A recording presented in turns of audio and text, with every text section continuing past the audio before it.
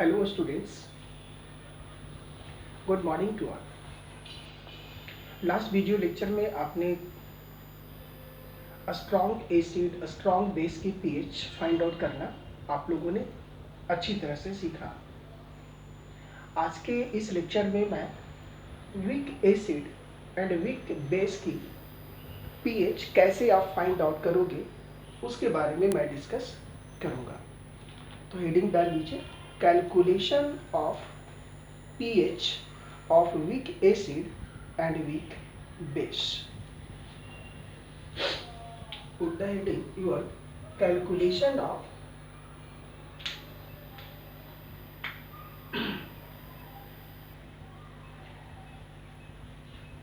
calculation of pH of weak acid and weak base. तो weak acid और weak base का pH हम लोग फाइंड आउट करना सीखेंगे इस लेक्चर में। हमने मान लिया हमारे पास एक क्वेश्चन है, क्या? फाइंड द पीएच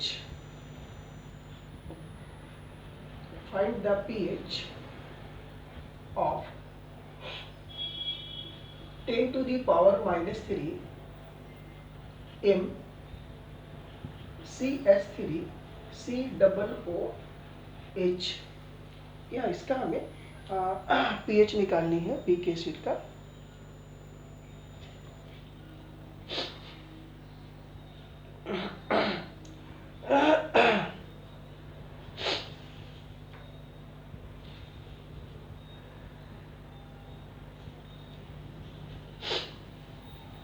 इसको मैं ऐसा कर देता हूँ, 10 to the power minus 1 M CS3 COOH of weak acid. और इसके लिए के ए की वैल्यू गिवन है, एसिड कांस्टेंट की वैल्यू, और वो वैल्यू है 10 to the power minus 5। 10 to the power minus 5।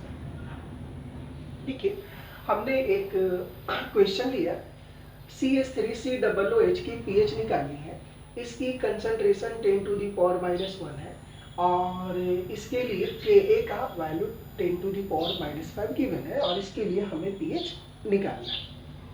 तो ऐसे क्वेश्चंस को सॉल्व करने के लिए मैं पहले जनरल क्या होता है उसको पहले मैं आपको सिखाता हूँ। जैसे मान लेते हैं हमारे पास कोई एसिड्स है, ठीक है, वीक एसिड है, मान लेते हैं HA है हमारे पास, ये वीक एसिड है, वीक एसिड है। तो ये जो आयोनाइज होंगे, ठीक है, तो ये H प्लस और A माइनस में कन्वर्ट हो जाएगा, राइट। अब ये एसिड वीक है, इसलिए इसका कितना पार्ट कन्वर्ट हुआ ये पता हमें नहीं है। तो मान लेते हैं इसका डिसोसिएशन कांस्टेंट है अल्फा और इसका इनिशियल कंसंट्रेशन है C। देखिए इनिशियल कंसंट्रेशन मान लेते हैं C मोल पर लीटर है, तो इसके 0 होंगे, इसको 0 होंगे। मान लेते हैं इन इक्विलिब्रियम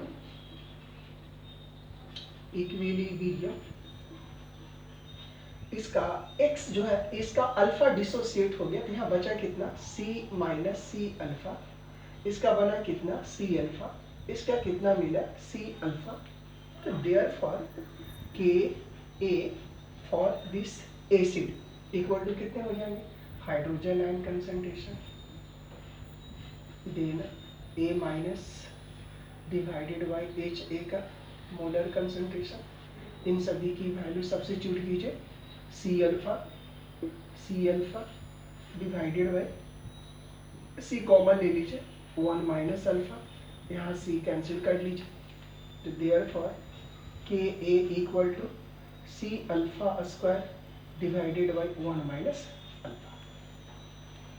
अब यहाँ पर आपको Ka की वैल्यू गिवन है, कंसंट्रेशन C भी गिवन है, ठीक है। अब यहाँ पर एक बहुत इंपॉर्टेंट पॉइंट है, क्या है वो, कि ऐसा यदि हम लोग एजम्पशन मान लें कि if alpha is very very less than 1, 1 से एक अल्फा की वैल्यू बहुत बहुत कम हो तो क्या होंगे, जब ये बहुत बहुत कम है तो अल्फा को हम लोग नेग्लेक्ट कर सकते हैं। तो अब क्या होगा, 1 माइनस अल्फा अप्रॉक्स 1 ही होगा। तो जब ये एजम्पशन आप लेती हैं तो 1 माइनस अल्फा की वैल्यू 1 आ गई। अब देखिए 1 आ गई तो अब क्या हो गया, और यहाँ से होगा K a equal to C alpha square. अब यहाँ से c इक्वल टू, अब यहाँ से therefore alpha equal to क्या हो जाएंगे, root over K a divided by, देखिए c, ये अल्फा की वैल्यू निकल गया इक्वेशन नंबर 2। अब हमें अल्फा की वैल्यू आपने निकाल ली है, ठीक है। अब हमें इसकी पीएच निकालनी है, वीक एसिड का। पीएच के लिए हमें हाइड्रोजन आयन कंसंट्रेशन चाहिए। हाइड्रोजन आयन कंसंट्रेशन कितना, सी अल्फा। तो therefore hydrogen ion concentration equal to C alpha equal to C, यहाँ पर गिवन है आपका 10 टू द पावर -1, ये आपको पता है। तो चलिए इस पर इसको सॉल्व कर लेते हैं। सी यहाँ पर सी अल्फा, तो ये देखिए सी और अल्फा की वैल्यू रूट अंडर के ए बाई सी, और इसको लिख सकते हैं रूट अंडर के ए इंटू सी। के ए की वैल्यू भी गिवन रहेगी आपको, देखिए यहाँ सी की वैल्यू भी गिवन है। तो यहाँ से अब आप लिख सकते हैं, इसकी वैल्यू सब्स्टिट्यूट कर दीजिए और यहाँ लिख लीजिए minus log hydrogen ion concentration equal to हो जाएंगे माइनस लॉग यहाँ से के a into C, K a into C whole to the power 1/2। अब इसको 1/2 को यहाँ लिख सकते हैं, तो और देखिए और क्या लिख सकते हैं, minus log hydrogen ion concentration क्या हो गया, पीएच हो गया। तो ये हो गया पीएच इक्वल टू यहाँ से -1/2, यहाँ के ए इंटू सी, तो अब ये हो गया लॉग के a into C, M into N, इसको लिख सकते हैं -1/2 लॉग के ए, ठीक है, प्लस लॉग सी, समझ में आ रही बात, माइनस से मल्टीप्लाई कर दीजिए तो 1/2, ये हो गया माइनस लॉग के ए माइनस लॉग से, बात आ रही समझ में, और ये इक्वल टू 1/2 माइनस लॉग के, जैसे देखिए minus log hydrogen ion concentration pH minus log के यानी P K a minus log c, ऐसा। तो यहाँ हमारा पीएच का ये फॉर्मूला निकला। इस फॉर्मूले को आपको याद रखने हैं। यानी किसी वीक एसिड की यदि पीएच निकालनी हो तो वीक एसिड की पीएच निकालने के लिए कौन सा फॉर्मूला है, pH equal to half p K a minus log c. ठीक इसी तरह ये हम लोगों ने वीक एसिड लिया है, यदि वीक बेस होगा फॉर वीक बेस तो सेम होगा, फॉर वीक बेस क्या होंगे, POH होंगे इसके लिए, और वो होंगे 1/2 PKB, के जगह पर KB माइनस लॉग से। तो चाहे आपका वीक एसिड हो चाहे आपका वीक बेस हो, ये और ये दोनों में से किसी एक फॉर्मूले का यूज कर करके आप पीएच निकाल सकते हैं, क्योंकि यहाँ से पीएच निकाल लेंगे तो हमें पता है pH plus pOH equal to 14, तो पीएच का वैल्यू निकाल लेंगे हम, ठीक है। तो यहाँ अब देखिए यहाँ पर ये बात आई कि ये जो एजम्पशन हमने माना 1 माइनस अल्फा इक्वल टू 1, तब ना ये फॉर्मूले पीएच इक्वल टू इतने हैं। लेकिन यदि अब ये 1 माइनस अल्फा इक्वल टू 1 ना हो, यानी यदि अल्फा की वैल्यू 1 से वेरी वेरी लेस ना हो, तो फिर क्या करेंगे, तो फिर कोई ऑप्शन नहीं है, आपको ये क्वाड्रेटिक सॉल्व करने पड़ेंगे और क्वाड्रेटिक सॉल्व कर करके आपको ही अल्फा की वैल्यू निकालनी पड़ेगी और अल्फा की वैल्यू यहाँ से आप निकालेंगे तो यहाँ सब्स्टिट्यूट कर देंगे और सी तो गिवन होगा ही यहाँ, तो मल्टीप्लाई करके हाइड्रोजन आयन कंसंट्रेशन आपको फाइंड आउट करना पड़ेगा और फिर आपको पीएच निकालना होगा। बात आ रही समझ में? तो अब देखिए, अब यहाँ पर दो बातें हो गई। अब आपको ऐसा लग रहा होगा कि सर अब हमें कैसे समझ में आएगा कि इस फॉर्मूला का यूज कब करेंगे, ठीक है, और कब पता चलेगा कि alpha is very very less than 1, हम समझेंगे कैसे, कितने रहेंगे तो हम क्या मानेंगे। तो उसके लिए एक सिंपल सा आइडिया है, वो क्या, वो देखिए ध्यान से सुनिए। देखिए इफ, देखिए ये फॉर्मूला कब यूज करेंगे वो मैं बता रहा हूं, ठीक है। देखिए तो इफ अल्फा लेस देन 5%, ठीक है, जब अल्फा की वैल्यू लेस देन 5% हो तो इस फॉर्मूले का यूज करेंगे। Then we use 3 and 4, equation 3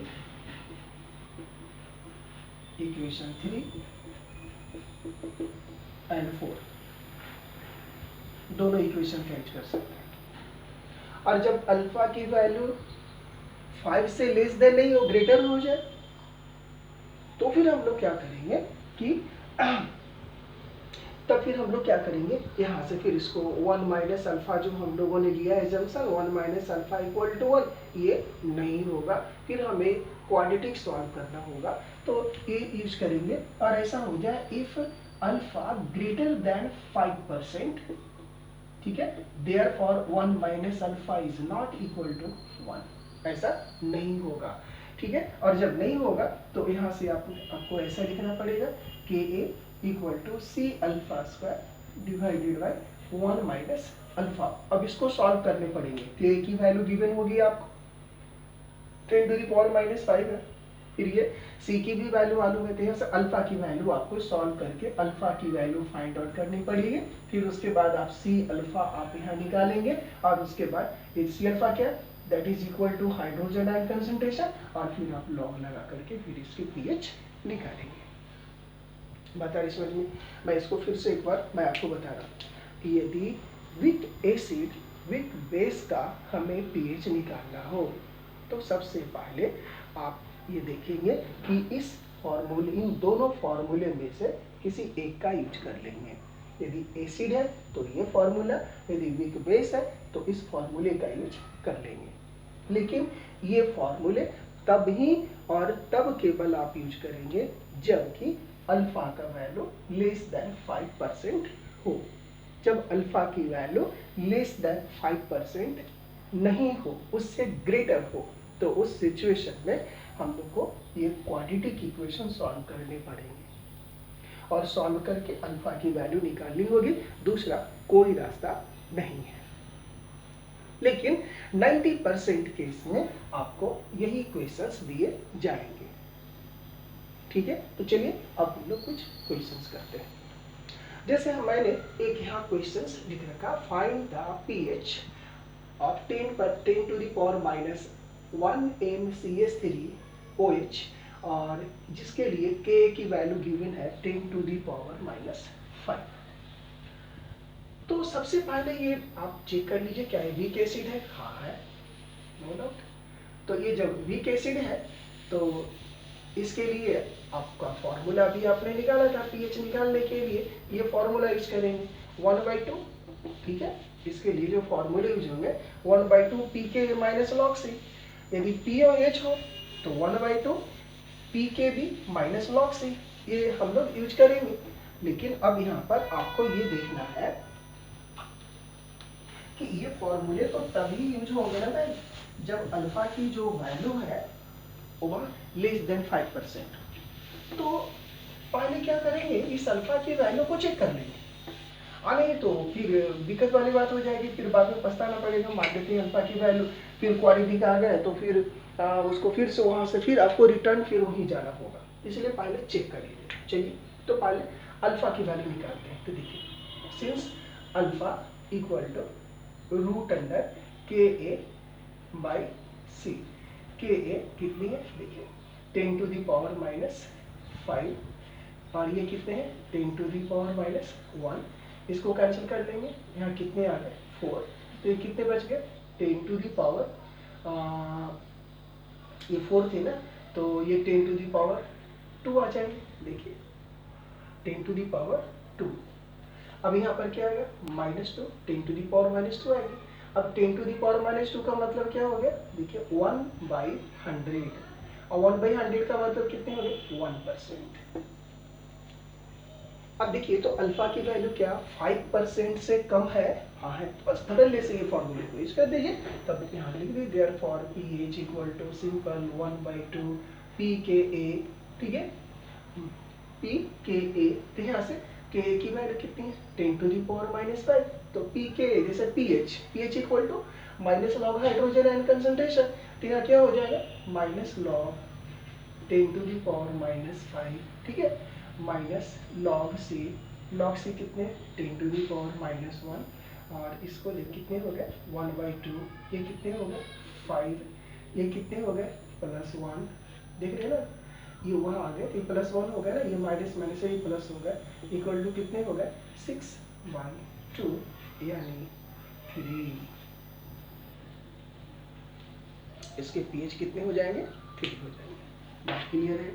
यदि ये बेस होता, ठीक है, यदि मान लेते इसके जगह पर ये बेस दिया हुआ था, कोई बी की बेस रहता, जैसा ऐसा क्वेश्चन ऐसा हो, फाइंड आपको ये पीएच निकालनी रहती ऑफ NH4 OH, ये बी की बेस है, ठीक है, और इसका कंसंट्रेशन दिया हुआ 10 टू दी पावर -1 m और इसके लिए के बी की वैल्यू गिवन है 10 टू दी पावर -5, ठीक है।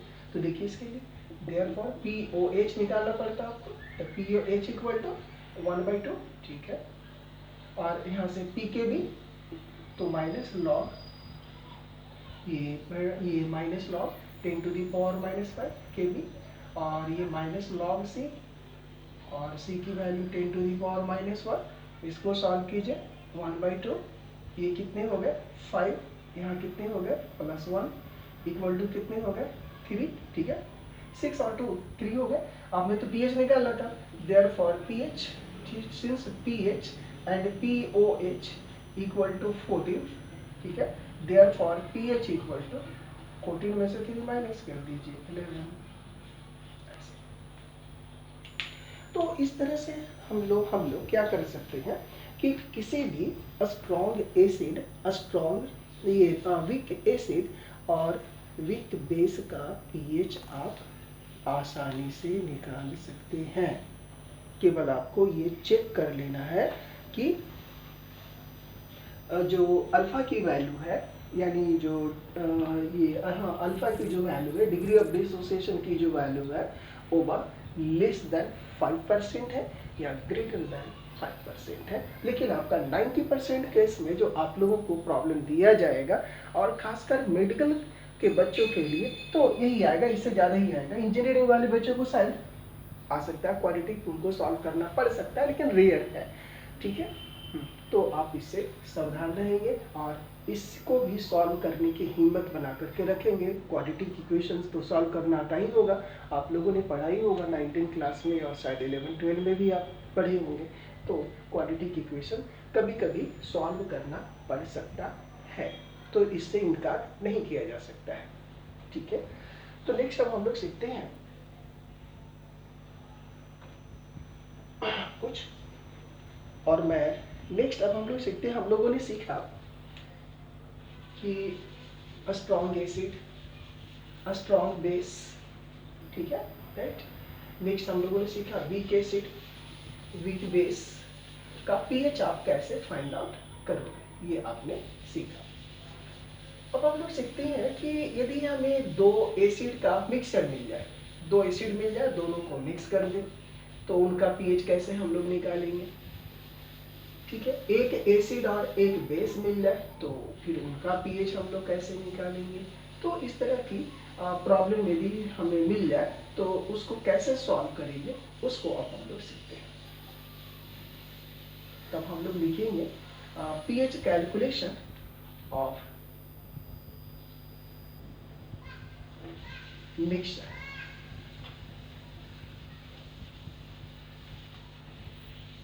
pH calculation of mixture.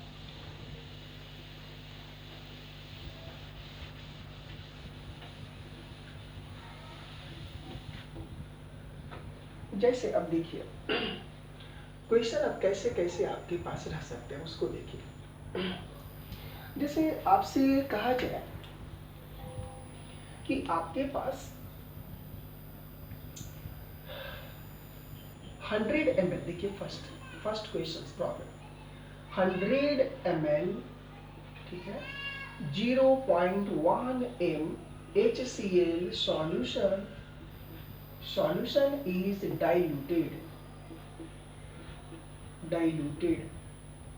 up to 1000 ml, ठीक है, find the pH of solution। अब देखिए इस क्वेश्चंस में क्या किए हैं, हमारे पास एक सॉल्यूशन पहले से है हमारे पास, और उस सॉल्यूशंस को क्या किया गया, डाइल्यूट किया गया। अब डाइल्यूट करने का मतलब क्या होता है, जब वो उसमें पानी मिलाते हैं ना, उसके स्ट्रेंथ को घटाती है ना, तो उस प्रोसेस को डाइल्यूशन कहते हैं।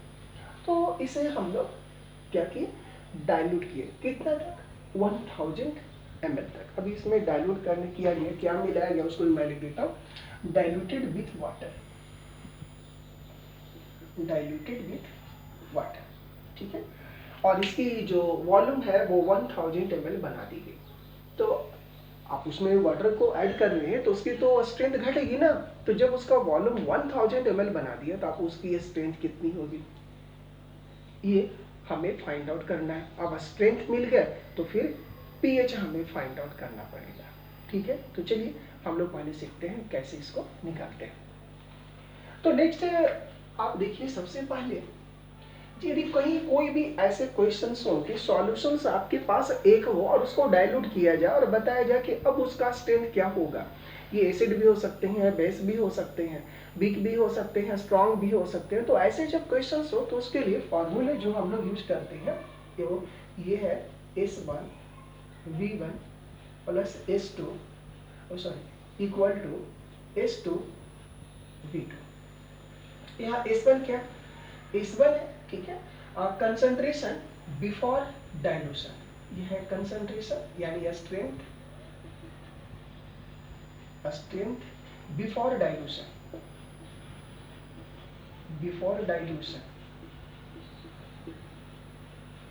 ये वॉल्यूम बिफोर डाइल्यूशन,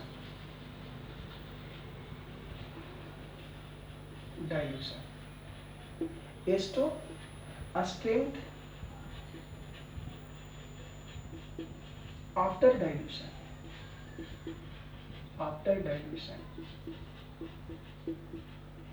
और ये है volume after dilution,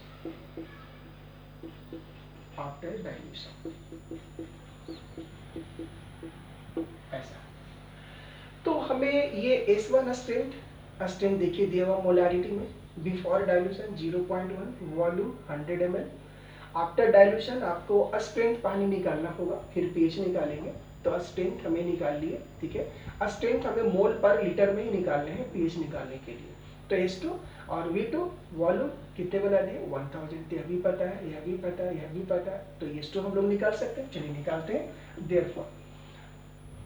therefore from S1V1 इस इक्वेशन से, from S1 as we know S1V1 equal to S2V2।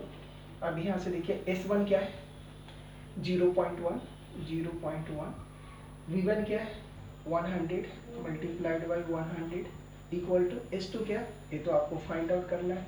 V2 कितना है 1000, ठीक है, कैंसिल कर लीजिए, 1 2 0 2 0, यहाँ कितने हो गए 0.1, ये S2, तो therefore S2 equal to 0.1 divided by 10, ठीक है, बात आ रही समझ में, इक्वल टू कितने हो गए 10 टू द पावर -2 m, तो मोल पर लीटर में निकल गए स्ट्रेंथ।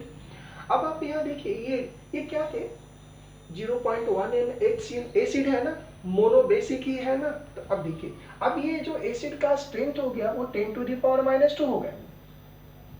पहले थे कितने, 0.1 थे, ठीक है।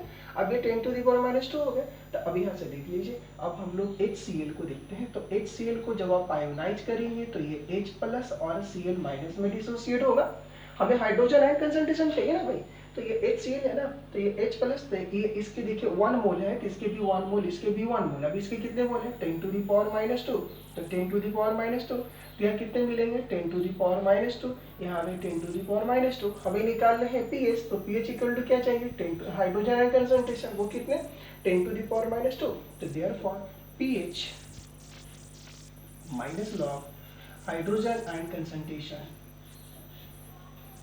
माइनस लॉग 10⁻² मीन्स 2, इसके पीएच होगा 2। अब आपको ऐसा भी कहा जा सकता है कि जब 100 ml 10⁻⁻1 m स्ट्रेंथ वाले HCl सॉल्यूशन में यदि डाइल्यूट करके उसकी वॉल्यूम 1000 ml बना दी गई तो उसका स्ट्रेंथ कितना से इंक्रीज कर जाता है। तो आप देख सकते हैं पहले इसके स्ट्रेंथ पीएच कितने से इंक्रीज कर जाते हैं, ठीक है। तो पीएच यहाँ इस सॉल्यूशन का निकालेंगे तो 1 आएंगे, क्योंकि 0.1 तो 1/10 आएंगे, ठीक है। तो 10⁻⁻1 तो पीएच 1 आएंगे। अभी पीएच कितने आ रहे हैं, 2 आ रहे हैं, यानी 1 से उसका पीएच इंक्रीज कर जाता है। तो आपको ये ध्यान में रखना होगा कि ऐसे क्वेश्चंस आपसे पूछे जा सकते हैं, राइट, ठीक है। नेक्स्ट, यहाँ H2SO4 भी हो सकता है, यहाँ नॉर्मैलिटी भी हो सकता है। तो पहले हमने आपको नॉर्मैलिटी वाले क्वेश्चंस को लेकर के भी हमने आपको समझा दिया है कि नॉर्मैलिटी लेने से उसमें हमें सेम मिली इक्विवेलेंट सभी में पार्टिसिपेट्स करते हैं। तो मैंने आपको प्रॉब्लम नॉर्मैलिटी लेकर के भी हमने आपको सिखा रखा है। तो जब प्रॉब्लम इस तरह के हो तो आप ऐसे भी इसको सॉल्व कर सकते हैं। तो ये फर्स्ट हो गया। सेकेंड क्वेश्चन ऐसे हो सकती है कि 2 सॉल्यूशन आपके पास हो और उनको मिक्स कर दिया जाए, और मिक्स करने के बाद आपको कहा कि इसकी फिर स्ट्रेंथ आप बताइए, ठीक है। तो पहले तो ये एक सॉल्यूशन थे, उसमें आपने वाटर मिलाया, और वाटर मिलाने के बाद उसकी क्या स्ट्रेंथ होगी, क्या पीएच होगी, उसको हमने फाइंड आउट करना आपको सिखाया। लेकिन ये ऐसे भी हो सकते हैं कि 2 सॉल्यूशन हो, ठीक है, और उसको मिक्स कर दिया जाए, तो फिर मिक्स करने के बाद उसकी फिर पीएच क्या होगी उसको बताइए। तो ऐसे भी हो सकते हैं। चलिए इस क्वेश्चन को हम लोग देखते हैं। अब जैसे नेक्स्ट क्वेश्चन है, मान लेते हैं 100 ml 0.1 m HCl सॉल्यूशन है एक आपके पास, और इसको क्या किया जाता है, इज मिक्स्ड विथ, इसको मिक्स कर देते हैं, mixed with 100 ml of 0.01 m HCl solution. चलिए HCl सॉल्यूशंस में उसमें मिक्स कर देते हैं। Then find the pH of resultant solution। Resultant solution की पीएच क्या होगी। तब देखिए इस क्वेश्चंस में एक ही सॉल्यूशन थे, उसको डाइल्यूट किया गया था, तो ये फॉर्मूले। यहाँ 2 सॉल्यूशन है, उनको मिक्स किया गया है, ठीक है। अभी यहाँ पर फॉर्मूले हम लोग 2 यूज कर सकते हैं। क्या, एक S1V1 भी यूज करते हैं, S1V1 plus S2V2 equal to S3V3। दूसरा यूज करते हैं S1V1 minus S2V2 equal to S3V3। लेकिन ध्यान रहे, ये दोनों फॉर्मूलों का यूज करते वक्त आपको ये ध्यान में रखना है कि यदि जिस 2 सॉल्यूशन है जो आपके पास, उन दोनों सॉल्यूशंस की नेचर सेम है क्या। सेम नेचर का मतलब दोनों या तो एसिड हो या तो बेस हो, तो फिर इस फॉर्मूले का यूज करेंगे। और दोनों में से एक एसिड और एक यदि बेस हो तो इस फॉर्मूले का, ठीक है। तो ये ध्यान रखिए कि जब दोनों सेम हो तो इस फॉर्मूले का यूज करेंगे, जब दोनों डिफरेंट हो यानी एक एसिड एक बेस हो तो इस फॉर्मूले का यूज करेंगे, और ये दोनों सेम हो इसे तब यूज करेंगे जब both the solutions are acidic और बेसिक, तो वो यूज करेंगे। तो आप यहाँ देख लीजिए, ये दोनों सॉल्यूशन एसिडिक ही है तो हमें ये यूज करेंगे। तो यहाँ पर इस फॉर्मूला लिखेंगे since S1 plus S2 V2 equal to S3 V3। S1 की वैल्यू देखिए 0.1 इंटू V1 100 प्लस S2 यहाँ देखिए 0.01 वॉल्यूम 100 इक्वल टू S3 आपको तो फाइंड आउट करना पड़ेगा V3 टोटल वॉल्यूम। तो इसके 100 इसके 100 टोटल कितने हो गए 200 ml। ठीक है, अब देखिए ये 100 ये 100 ठीक है, तो यहाँ से 100 कॉमन हो जाएंगे, कॉमन कर दीजिए 100 कॉमन हो जाएंगे। तो 100 कॉमन हो गए तो ये 0.1 प्लस 0.01 बच गए और equal to S3 into 200 ml। इसको सॉल्व कर लीजिए तो ये 100 मल्टीप्लाइड बाय इसको इसमें अब इसको ऐड कर दीजिए तो शायद आ जाएंगे 0.11 ऐसा आ गया।